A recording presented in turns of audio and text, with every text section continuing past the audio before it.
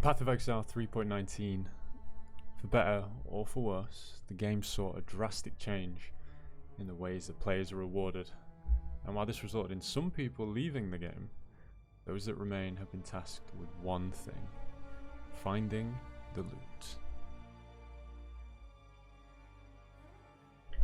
Yo guys, welcome to the video. This is Josh or Milky and it's day 2. Welcome back.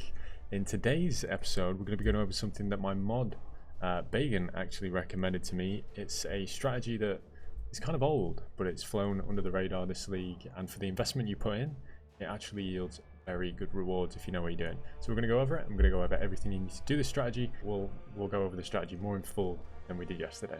Enjoy the video. Okay, so moving straight on into the tree, as you'll immediately be able to see, the strategy was Blight, a very popular strategy in the past, and it probably is so today, just a little less raved about, probably because it spawns less rares. But this, going straight over the tree, what I wanted to do was focus entirely on the Blight, and the other mechanics were meant to be as minimal as possible. So an easy pick for that was Essence, followed by Harvest. We're not forcing Harvest onto the map, we're just doing what we did yesterday, where we get it when we get it. It's just good, it's just such good money at this point in the league. We don't bother with this node. Everything else is pretty standard for Blight. You're going to get a lot of increased effect to the modifiers, lucky chests. You also get a chance for a second Blight encounter. Now Blight doesn't actually stack, only from the tree that you can get that chance for a second one. It's really important. And then outside of that, we're just following up with the quant, the rarity, and altars. It's really basic, it's really quick speed mapping stuff. You just want to go as fast as possible, complete the Blights, and get out. I don't even bother killing the boss. Only on the 28th will I even bother killing the boss. Maybe the 14th if I remember. If you don't, it's not a big deal. It's only a few chaos. Now, coming on into the game here, I'm going to show you exactly what we're going to put on the map. As I say, it's very minimal investment. All you need is one Gilded Blight Scarab, one waste pool map, and of course, this compass actually works out to like 1 chaos per map.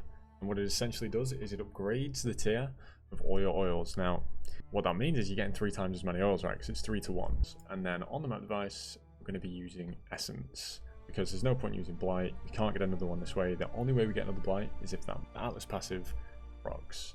And that's it. That's all you need to put on your map. So I'm going to go away. I'm going to farm 8 hours of these. God help me.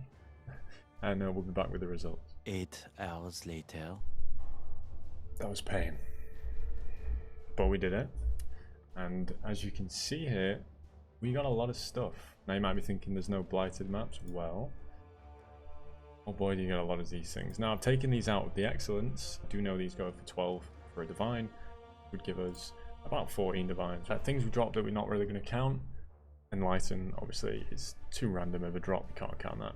7 divines. The reason I'm not counting these is because, as I said, I'm going to keep the currency touch separate, and a sacred blossom, obviously, again, too rare to consider a drop. Most of our money definitely came from the blighted maps. Other than that, it's the same old from yesterday. Really, it's a lot of essences.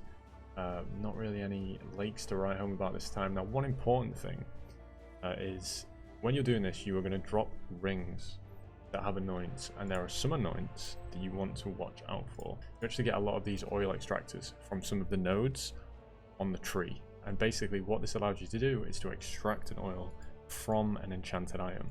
So if we do it on this ring right here, we get a gold oil. I will have a link below for the ones you want to look out for. So we're going to go over to the spreadsheet now. So as you can see, here are all the results kind of totted up. It's definitely a little bit better than yesterday. Obviously when you start factoring in the God Touch and the miscellaneous drops like the Sacred Blossom, it gets a lot better. The thing about this is there's a bit more investment, so maybe if you're just starting out, this isn't the best one to go for. It's not too much more, but you do want to get these in bulk, so you would need all this in one go, as opposed to the other strategy where you can just go, because the only thing you need is a map. This, you need the compass, you need the Scarab, so there's a bit more to it in terms of the setup. It's a great strategy, kind of under the radar too.